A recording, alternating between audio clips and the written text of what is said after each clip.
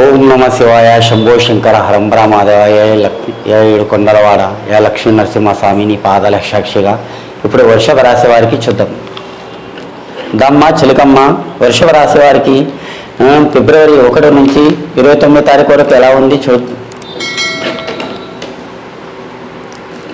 జై శ్రీరామ్. రాముడు వచ్చాడండి. వృషభ రాశి వారికి చూడండి, ఖర్చు ఎక్కువ ఉంది, ఆదాయం తక్కువ ఉందండి. 2 రూపాయలు సంపాదించితే 8 రూపాయలు ఖర్చు ఉందండి. కానీ అదృష్టం రేకాటంలో కానీ బలం రేకాటంలో కానీ బాగుంటుంది. కానీ ఒకరికి మీరు టోపేద్దామని చూస్తారు కానీ ఉల్టి టోపీ మీకే పడుతుందండి. కానీ మీకు నలుపు వస్త్రం పడురాదు. కానీ తొడిగిన బట్ట మాత్రం ఇతర వాళ్ళకి ఏకండి. మీ అదృష్టం రేకాటంలో కానీ బాగుంది. మీరు ఒక జాబ్ గురించి కూడా ఆలోచన ఉందండి.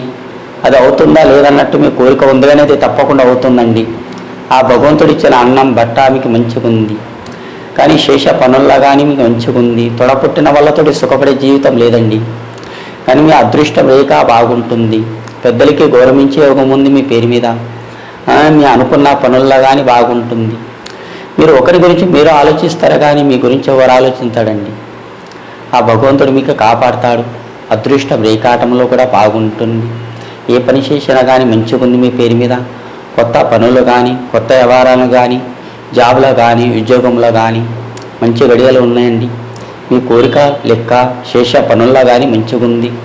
ఆ భగవంతుని దయ వల్ల అదృష్టం రేఖాటంలో కానీ కొత్త జాబ్ కానీ ఉద్యోగం కానీ మీరు చేయాలనుకున్న పనుల్లో కానీ బాగా ఉంటుంది. ఆ అదృష్టం రేఖాటం ఇంకా మీరు సమ్మక్క సారక్క కానీ ఆ కొమరేలి మల్లన్న స్వామి కానీ మీరు వెళ్ళాలనుకుంటే తప్పకుండా వెళ్ళి రండి. అదృష్టం వృషభ రాశి వారికి బాగుంటుంది. ఈ ఫిబ్రవరి 1 తారీఖు నుంచి 29 తారీఖు వరకు మంచిగా ఉందండి. మీ అదృష్టం రేఖ బాగుందండి. జై శ్రీరామ్.